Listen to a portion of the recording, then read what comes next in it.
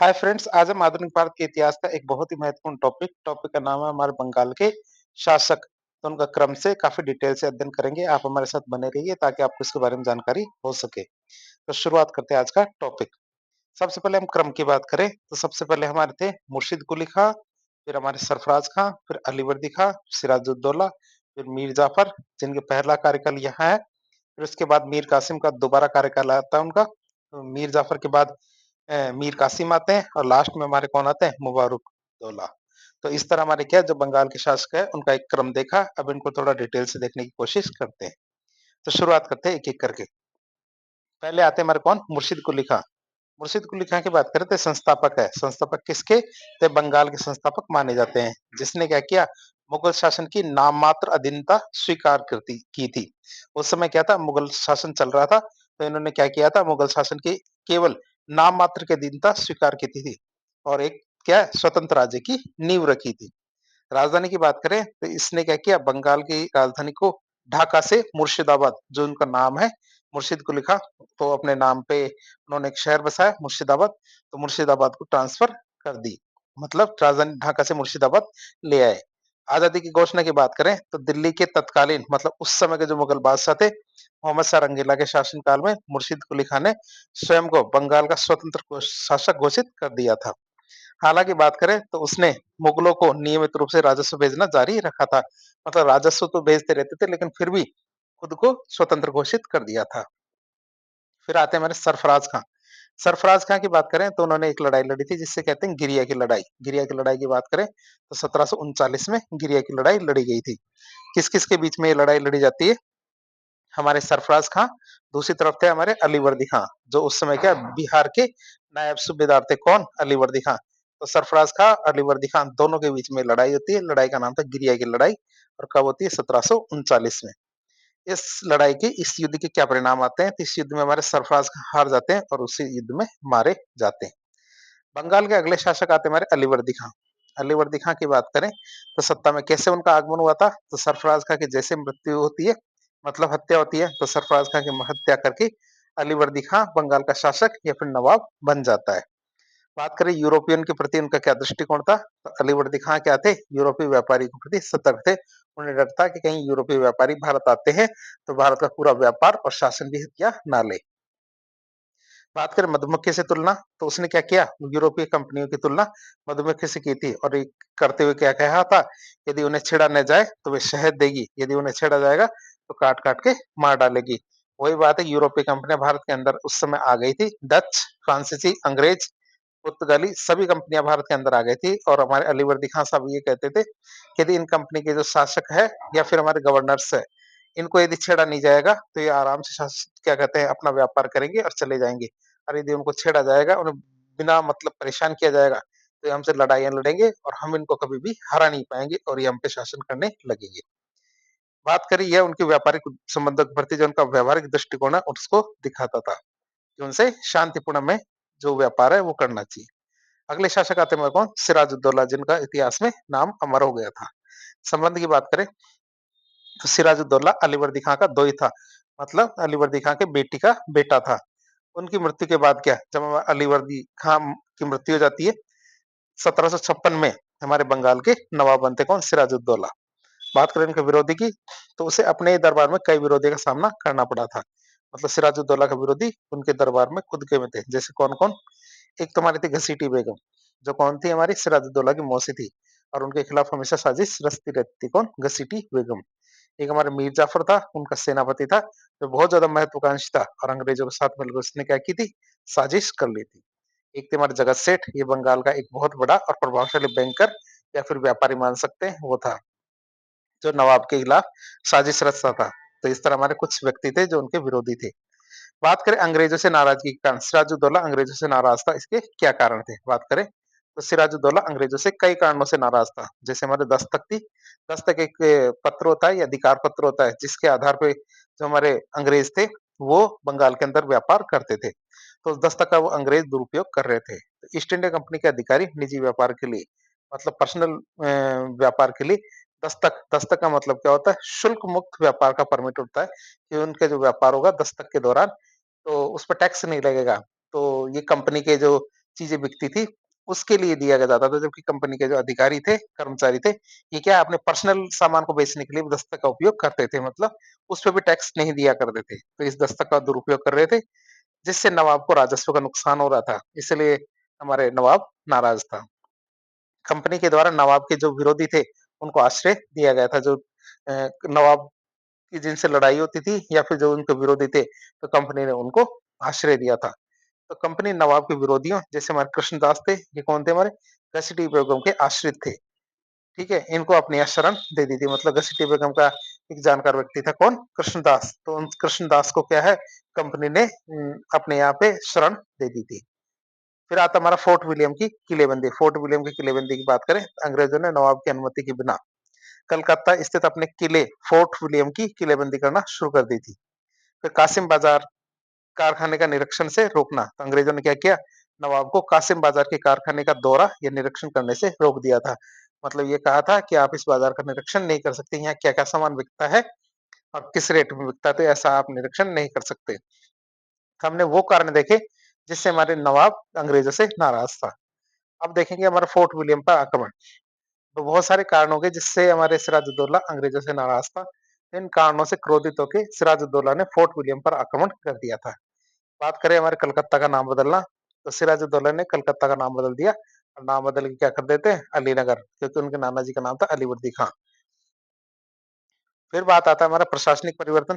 तो कलकत्ता का प्रशासनिक अधिकारी था रोजर ड्रैक। ये भाग कर क्या होता है, फुल्टा द्वीप पे चले जाता है। क्यों? क्योंकि वो हमारे सिराजुद्दौला फॉर्म में आ जाते हैं, तो अंग्रेजों के खिलाफ लड़ाई लड़ना शुरू करते हैं। तो हमारे कलकत्ता का जो प्रशासनिक अधिकारी था रोजर ड्रैक, ये भाग जाता है और वहां पे बंगाल के पास एक फुल्टा द्वीप है, वहां पे जाके रहने लगता है। सिराजुद्दौला ने मानिक चंद को फोर्ट विलियम का प्रशासनिक अधिकारी फिर बना दिया था। तो आप याद रखें, फोर्ट विलियम का प्रशासनिक अधिकारी किससे बनाया गया? मानिक चंद को। अब ऐसा तो है नहीं अंग्रेज चुपचाप बैठे रहेंगे, सिराजुद्दौला आक्रमण करता रहेगा। तो अंग्रेजों ने भी अपनी प्रतिक्रिया दी। क्या प्रतिक्रिया दी? मद्रास से हमारे जो रॉबर्ट क्लाइव थे और वॉटसन थे, वो उनको कहा कि भैया आओ बंगाल और लड़ाई लड़ो। तो उनकी ब्रिटिश सेना बंगाल आ जाती है।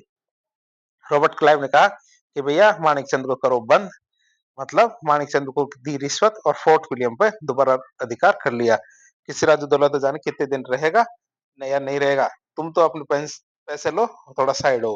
तो मानिकचंद साइड हो जाता है और फोर्ट विलियम किसको मिल जाता है? हमारे अंग्रेजों को मिल जाता है। रॉबर्ट क्लाइव ने सिराजुद्दौला के साथ क्या की? अलीनगर की संधि की। आप याद रखेंगे, रॉबर्ट क्लाइव ने क्या सिराजुद्दौला के साथ अलीनगर की संधि की। इसी दौरान एक घटना होती है, घटना का नाम है हमारे काल कोठरी त्रासदी। काल कोठरी त्रासदी को अंग्रेजी में कहते हैं ब्लैक होल ट्रेजेडी। ये वास्तव में हुई थी या नहीं हुई थी, इसके बीच में इसके लिए काफी ज्यादा मतलब प्रश्न चिन्ह खड़े होते हैं इस पे। जून 1756 की बात थी, समय था हमारा जून 1756। विवरण क्या है, मतलब हॉलवेल नाम का एक अंग्रेज अधिकारी था। उनके अनुसार सिराजुद्दौला ने 146 अंग्रेजों को, सोच सकते हैं 146 व्यक्ति कितने सारे होते हैं, एक छोटी सी कोठरी में बंद कर दिया था। जिस घटना की वजह से क्या होता है, दम घुटने की वजह से 146 में से 123 अंग्रेज तो मर जाते हैं। हालांकि इस घटना का ऐतिहासिक प्रमाण, इस सत्यता पर विवाद है, केवल एक कही गई बात है कि सिराजुद्दौला एक छोटे से कमरे में 146 व्यक्तियों को कैसे भर सकता है। क्यों? क्योंकि इसमें तो इतने लोग आते ही नहीं है। तो लेकिन विवाद है, लेकिन बात तो आपको बताना चाहिए कि कालकोठरी घटना थी ये। किसके समय पे? सिराजुद्दौला के समय। ये उनका प्रभाव और उनकी साख उनको गिराने का प्रयास था। बात है अलीनगर की संधि, जो फरवरी 1757 में हुई थी। जो हमारे फरवरी 1757 में अलीनगर की संधि हुई थी। बात करें अलीनगर की संधि की क्या क्या शर्तें थी, शर्तों की बात करें तो इस संधि के तहत सिराजुद्दौला पर युद्ध हर्जाना लगाया गया था। क्यों? क्योंकि उन्होंने अंग्रेज जीत गए थे और अंग्रेजों को फोर्ट विलियम की किलेबंदी का अधिकार मिल जाता है कि वह वहां पे सैनिक खड़े कर सकते हैं। किलेबंदी का मतलब होता है किसी भी स्थान पर अपनी सैन्य व्यवस्था को सुदृढ़ करने का अधिकार मिलना, यही किलेबंदी का अधिकार होता है। तो दस्ता का एक अधिकार वापस मिल गया था कि अब अंग्रेज कहीं भी क्या है बिना टैक्स दिए व्यापार कर सकते हैं। इसी दौरान होता है हमारे कौन सा प्लासी का युद्ध। प्लासी का युद्ध काफी ज्यादा महत्वपूर्ण है। 23 जून 1757 में ये युद्ध होता है। समय था हमारा 23 जून 1757। किस किस के बीच में लड़ा गया था? बंगाल के नवाब थे हमारे सिराजुद्दौला और ब्रिटिश ईस्ट इंडिया कंपनी की तरफ से कौन थे? हमारे अंग्रेज थे। दोनों के बीच में युद्ध लड़ा जाता है।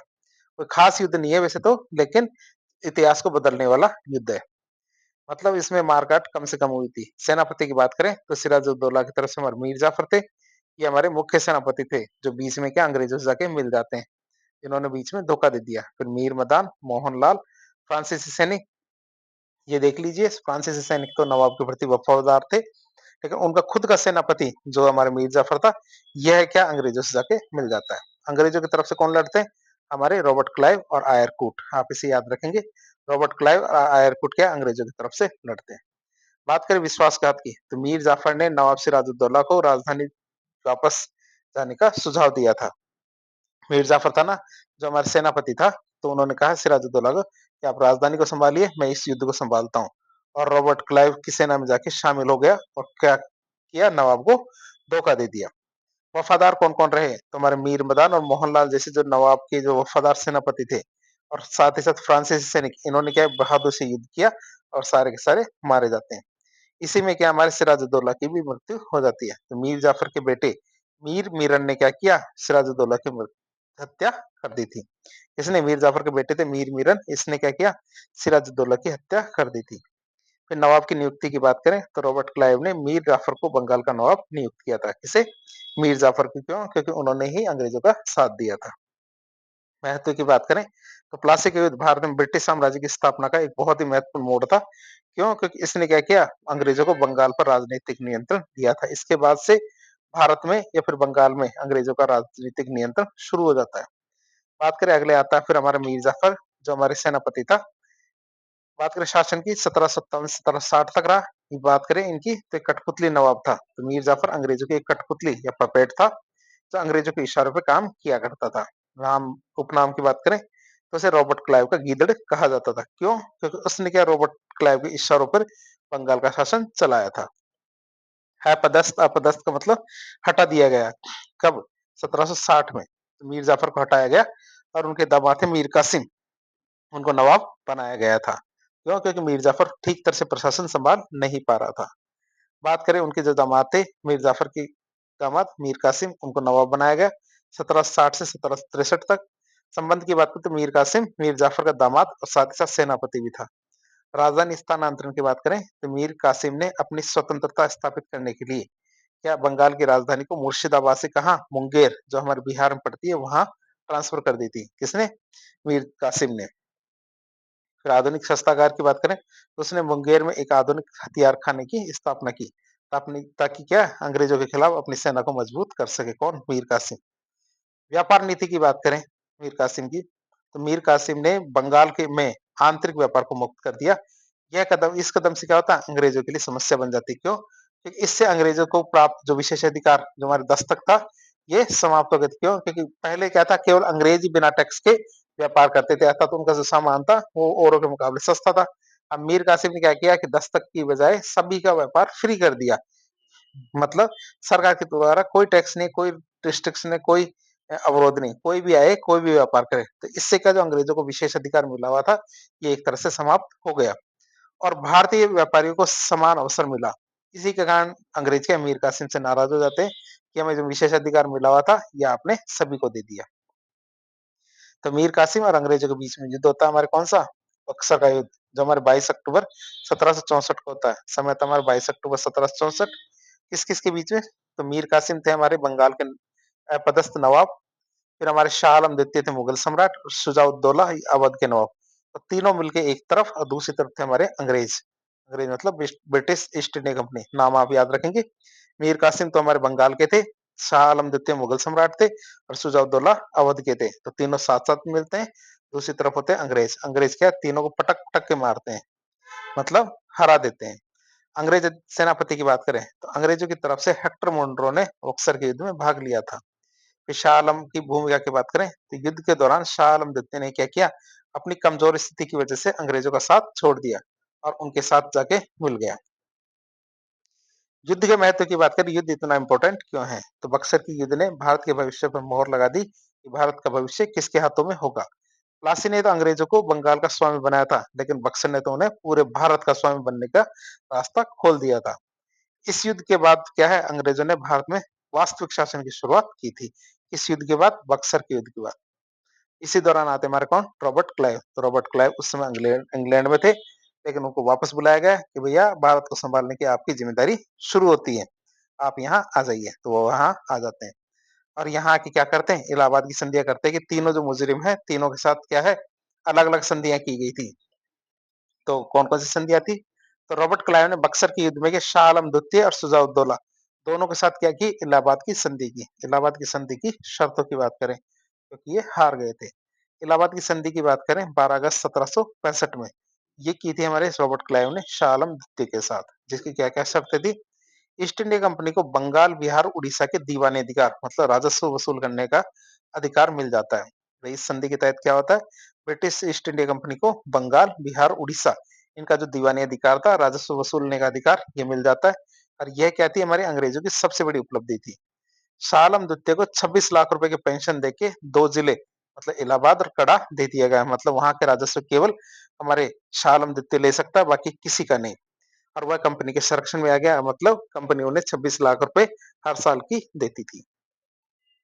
फिर इलाहाबाद की दूसरी संधि होती है, जो होती है हमारे 16 अगस्त 1765 को। और ये किस-किस के बीच होती है? रॉबर्ट क्लाइव और शुजा-उद-दौला, जो हमारे अवध का नवाब था, इन दोनों के बीच में। अब बात करें दूसरी संधि की शर्तों की, इसकी क्या-क्या शर्तें थी? कि इलाहाबाद और कड़ा के जिलों को शुजा-उद-दौला को दे दिया गया और मुगल सम्राट शाह आलम द्वितीय को दे दिया गया। वो बीच में क्या है, पहले संधि में तो हमारे क्या इलाहाबाद और कड़ा किसको दिया गया था? शुजा-उद-दौला को।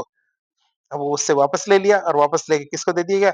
मुगल सम्राट जो हमारे शाह आलम द्वितीय थे, उनको दे दिया गया। ये आप देख सकते हैं कि पहले संधि में हमारे ये वाला इलाहाबाद और कड़ा किसको दिया था? शाह आलम द्वितीय को दिया था। अब उससे वापस ले लिया दूसरी संधि के अंदर और उससे वापस लेके क्या किया हमारे वापस ले लिया और दे दिया किसको? शुजा-उद-दौला को। शुजा-उद-दौला की बात करें, शुजा-उद-दौला पर 50 लाख रुपए का युद्ध हर्जाना भी लगाया गया था। तो शुजा-उद-दौला से ले लिया और शाह आलम द्वितीय थे, उनको दे दिया। आप इसे याद रखेंगे, किससे लिया, किससे दिया।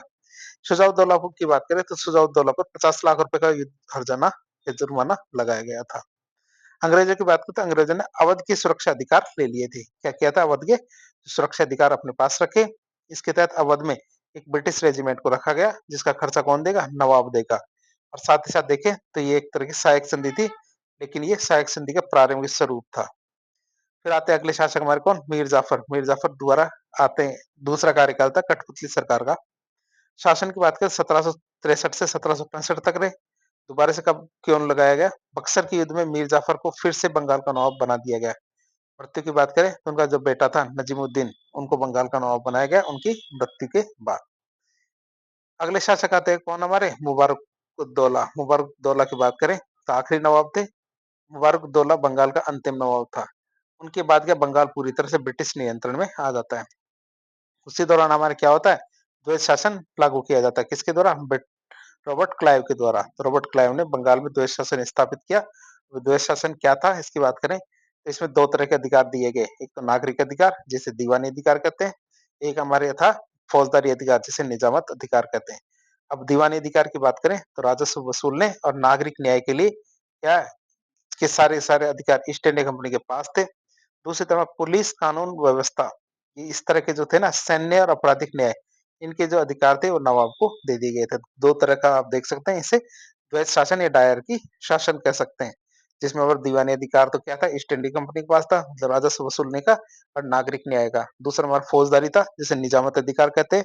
जिसमें और पुलिस, कानून व्यवस्था, सैन्य हो चाहे आपराधिक न्याय हो, तो ये सब किसको दिए गए थे? नवाब को दिए गए थे। फिर नवाब को पैसे की बात करें तो निजामत अधिकारों के निर्वहन के लिए कि नवाब निजामत अधिकार पूरी तरह से कर सके, इसलिए 53 लाख रुपए हर साल के दिए जाते थे। और ये प्रणाली कब तक चली थी?